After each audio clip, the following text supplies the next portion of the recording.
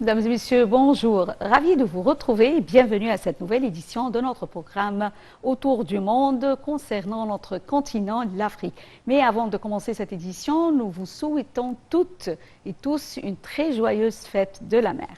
Et on se retrouve tout de suite après cette très petite pause.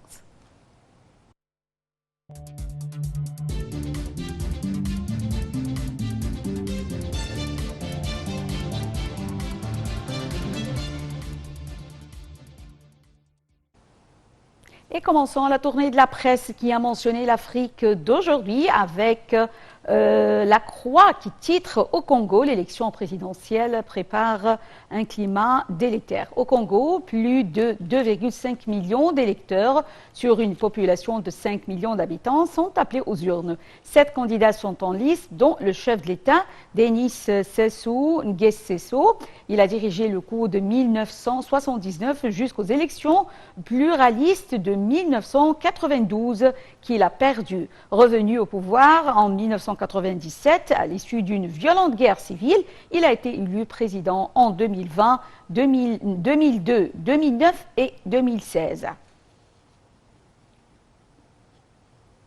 Enchaînons avec la BBC où nous lisons « Samia Suluhu Hassan est la première femme présidente de Tanzanie ». La vice-présidente a prêté serment devant le juge en chef Ibrahim Juma au Palais de la République à Dar el-Salem, la capitale. Elle devient ainsi le 6e président de la Tanzanie après le décès du président John Pombe Magufuli le 17 mars suite à des complications cardiologiques.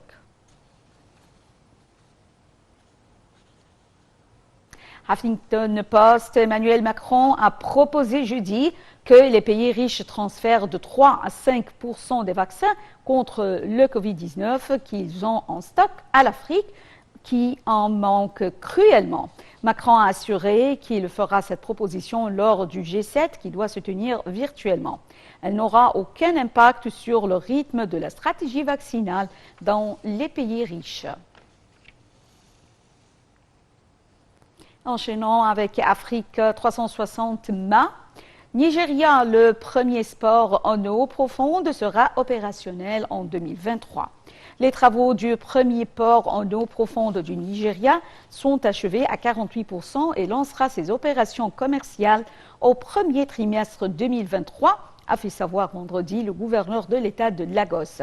Le port en eau profonde de Lekki, qui est en cours de construction par une compagnie chinoise, occupe 90 hectares sur les 830 hectares de terrain réservés à la zone franche de Lagos, créée en 2012 pour renforcer la position économique de Lagos.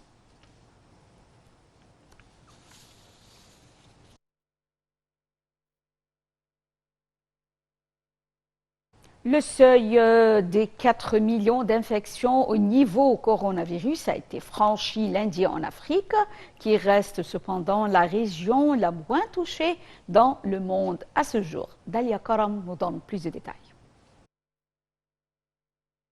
Le continent africain recense plus de 4,03 millions de cas confirmés de Covid-19, a confirmé le bureau régional pour l'Afrique de l'Organisation mondiale de la santé sur Twitter.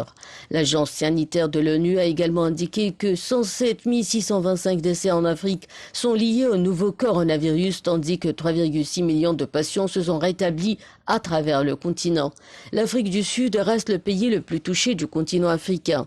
Ce pays d'Afrique australe a enregistré 1,52 million de cas confirmés. Et à la date de 9 mars 2021, un total de 107,054 doses de vaccins ont été administrées sur le territoire sud-africain. Les autres pays africains ayant enregistré le plus grand nombre de cas d'infection sont le Maroc avec 488 632, la Tunisie avec 241 257, l'Égypte 190 280, l'Éthiopie 175 467 et le Nigeria 160 657. Après une deuxième vague en Afrique dont le pic était nettement plus élevé que lors de la première, le nombre de nouveaux cas a diminué pendant 5 semaines, puis a atteint un plateau au cours des 3 dernières semaines, avec environ 70 000 nouveaux cas par semaine. Dans un communiqué publié jeudi dernier, l'OMS a fait savoir qu'un léger rebond de nouveaux cas a été enregistré ainsi qu'une tendance à la hausse dans 12 pays parmi lesquels la Côte d'Ivoire, l'Éthiopie et le Cameroun. Par ailleurs, l'Afrique du Sud a enregistré le plus grand nombre de décès liés au nouveau coronavirus avec 51 261 décès. Elle est suivie par l'Égypte avec 11 526 décès, le Maroc avec 8 718 décès, la Tunisie 8 359 morts et l'Algérie 3 036 décès, a indiqué l'OMS. Bien que le nombre de décès enregistrés ait chuté de plus de 50% au cours des 28 derniers jours, en comparaison avec les 28 jours précédents, le taux de létalité ou la proportion de décès parmi les cas confirmés se situait à 3,6% au cours de cette période. Ce taux est plus élevé que la moyenne mondiale. Plus largement, le diagnostic du virus en laboratoire a été considérablement amélioré au cours des 3 derniers mois dans la région africaine de l'OMS. Selon l'agence onusienne, le nombre de tests réalisés a quasiment doublé, passant de 149 tests pour 100 000 personnes à 243 tests pour 100 000 personnes. À ce jour, plus de 17 millions de tests ont été réalisés dans la région africaine de l'OMS, le Cap-Vert, le Botswana, le Gabon, Maurice, les Seychelles et l'Afrique du Sud, enregistrant les taux de dépistage les plus élevés.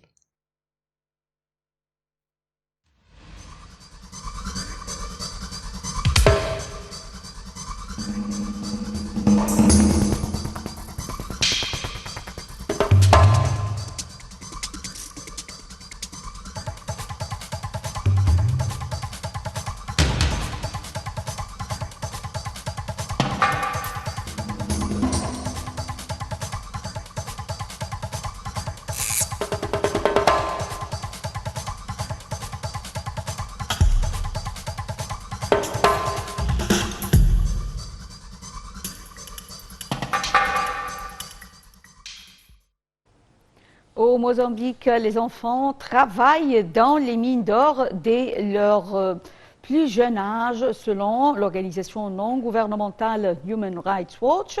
Les enfants opérés travaillent dans des conditions extrêmement dures et dangereuses pour améliorer les faibles revenus de la famille. Plus de détails dans ce commentaire. L'exploitation illégale des ressources minérales est l'une des principales sources de subsistance dans la localité de Chimoio, dans la province de Manica, au Mozambique. Les enfants sont initiés à cette activité dès leur plus jeune âge par les membres de la famille et ils sont plusieurs à écarter toute possibilité d'envoyer leur progéniture à l'école. Selon l'ONG Human Rights Watch, les enfants orpailleurs travaillent dans des conditions extrêmement dures et dangereuses. La recherche de pierres précieuses et semi-précieuses se faisant souvent à plus de 80 mètres sous terre sans aucune sécurité. Même si le ministère des Ressources minérales a interdit l'exploitation dans cette région, l'exploitation minière illégale se poursuit.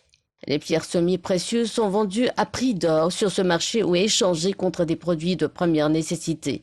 Selon le secrétaire de l'association des mineurs de Moena, Noé Bernardo, il travaille maintenant en groupe de 10 personnes. Ces 10 personnes par semaine font 20 à 25 grammes pour le moment. Mais quand ils étaient bien organisés, ils sortaient avec 800 grammes. Les données officielles montrent que le commerce illégal de pierres précieuses est mené par des étrangers. L'inspecteur en chef du ministère des Ressources minérales du Mozambique, Obeto Matine, soutient que des étrangers sont dans le circuit du trafic, dans le circuit du commerce illégal, de l'achat, de la vente et de l'exportation. Selon le commandant de la police du Mozambique, les attaques armées dans le nord du pays sont financées par 10 chercheurs d'or illégaux, en réponse aux opérations d'inspection et de répression des autorités.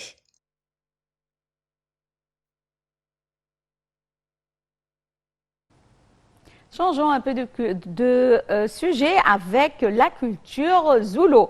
Alors, les Zoulous célèbres représentent environ 20% de la population sud-africaine, soit le groupe ethnique le plus important. Leur histoire s'accélère en 1818 quand Saka, surnommé le Napoléon noir, conquiert de nouveaux territoires et fonde un royaume-uni. Leurs traditions sont encore vivantes aujourd'hui et s'expriment notamment à travers la musique, la danse, l'artisanat, Shamsinemi. Peau de léopard, lance et bouclier, les accessoires essentiels portés dans la culture zoulou. Ces hommes en Afrique du Sud sont appelés Amabutu, des guerriers, et à chaque célébration, il se pare de ses tenues traditionnelles. La danse zoulou est la plus populaire dans la nation arc-en-ciel, pratiquée par un groupe d'hommes et de femmes séparément. Ici, on prône des valeurs de rassemblement selon Gegilutu Shonko. C'est important pour moi d'être une femme zoulou parce que c'est là que j'ai trouvé mon identité en tant que femme zoulou. C'est là que j'ai appris à connaître ma culture et c'est là aussi que j'ai abordé mes problèmes personnels, comme les problèmes d'image corporelle, le manque d'estime de soi. C'est ici que j'ai vaincu tout cela parce que lorsque vous êtes ici, personne ne se soucie de votre taille ou de votre forme physique. Dans la tradition zoulou, des dizaines de femmes parées de colliers et de perles doivent escorter les guerriers en poussant des cris aigus et en étonnant des chants traditionnels lors de rites funéraires ou encore à l'occasion de la danse des roseaux. Une danse réinstaurée par le défunt roi zoulou Godwill Zwelithini pendant son règne. Comme notre roi est décédé, nous pleurons. Nous ne savons pas où nous allons aller. Le soleil s'est arrêté parce que notre roi était tout pour nous. Il disait toujours « Mon peuple doit passer en premier ».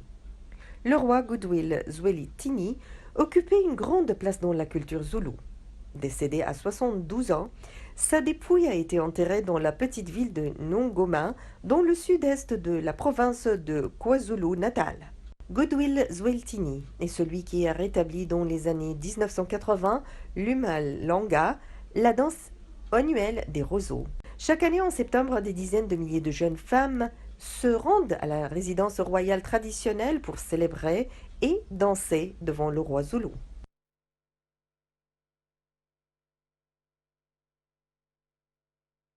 Retournons à la Covid-19 et l'Afrique qui a franchi la barre des 4 millions de cas. Alors, le nombre de cas confirmés de Covid-19 en Afrique a atteint 4 159 950 samedi, selon le CDC Afrique, Centre africain de contrôle et de prévention des maladies, l'agence de santé spécialisée de l'Union africaine. Et j'ai le plaisir d'avoir actuellement avec moi en ligne Dr Amr Smail, professeur et expert dans le domaine de la médecine. Bonjour, Dr Amr Smail. Oui, bonjour. Bonjour, monsieur le professeur. Alors, l'OMS, Organisation mondiale de la santé, avait noté avec satisfaction la rapidité avec laquelle le continent africain a pu avoir accès au vaccin par l'intérimaire du mécanisme de, on peut dire, solidarité, des accords bilatéraux et autres dons. Alors, est-ce que vous pensez, ou plutôt jusqu'à quel point ces aides sont suffisantes pour l'Afrique? En fait, comme vous avez dit, c'est vrai, c'est le nombre de gens qui sont affectés par le Covid-19, c'est autour des 4 millions, comme le OMS annoncé. On peut rajouter quand même que les décès, c'est autour de 107 000. Et là, quand même, c'est une grosse quand même importante. Bravo. Oui. Docteur Amr Smail? Docteur Amr Smail? On se retrouve allô? tout de suite. Ah oui, allô, oui. Alors, oui, vous m'entendez là ou pas? Oui, actuellement, oui. Oui. Actuellement maintenant. Oui. Ouais, ça fait 2-3 minutes que je parle, mais je crois que non, je vous entends bien maintenant, oui. Ouais. Oui, vous étiez en train de dire que l'OMS... le nombre de cas qui étaient confirmés, c'est autour de 4 millions, oui, c'est vrai, et les décès, c'est autour de 107 000. Et ça, c'est quand même, c'est un nombre quand même important de dire. C'est-à-dire que c'est une crise qui a touché l'Afrique. Maintenant, on parle pour la vaccination. C'est vrai qu'on peut dire que les pays et les endroits d'Afrique qui sont moins touchés, c'est l'Afrique du Nord et l'Afrique centrale. Peut-être que l'Afrique de l'Est aussi, c'est moins touché par rapport à toute l'Afrique. Oui. Mais en général, c'est la vaccination. C'est un grand problème au niveau... c'est pas que les prix des vaccinations, que non, mais c'est quand même pour les trucs logistiques pour la vaccination. Ça, c'est pour l'Afrique, ça peut être quand même un problème important au niveau de la distribution de vaccination. Comment on peut donner la vaccination. Peut-être que le président français il a rajouté que autour de 5% des pays riches peuvent donner des vaccinations pour les pays africains. L'Égypte, quand même, il a rajouté pour donner pas mal d'aides pendant la pandémie de Covid. Et quand même, on est en train de faire la vaccination en Égypte. Peut-être que l'Égypte, ça va rajouter quand même une main importante pour l'Afrique pour la vaccination. Mais ça retourne que la vaccination, ça sera un grand obstacle pour les pays africains pour bien couvrir tous les Africains. Docteur Amr Ismail, le président français Emmanuel Macron avait proposé que les pays riches transfèrent de 3 à 5% de leurs vaccins qu'ils ont en stock aux pays africains qui n'ont pas. Alors, comment évaluez-vous cette démarche du président français? En fait, là, c'est quand même une étape très importante de le président français pour faciliter un peu les choses pour les pays africains. 5%, oui, c'est pas très grand, mais quand même c'est une étape de pays de France pour faire une démarche pour tous les autres pays riches. Comme ça, on peut aider les pays africains qui ont besoin la main pour couvrir la vaccination. C'est une étape très, très importante. Merci à lui, c'est vrai, et merci pour les pays de France pour cette étape.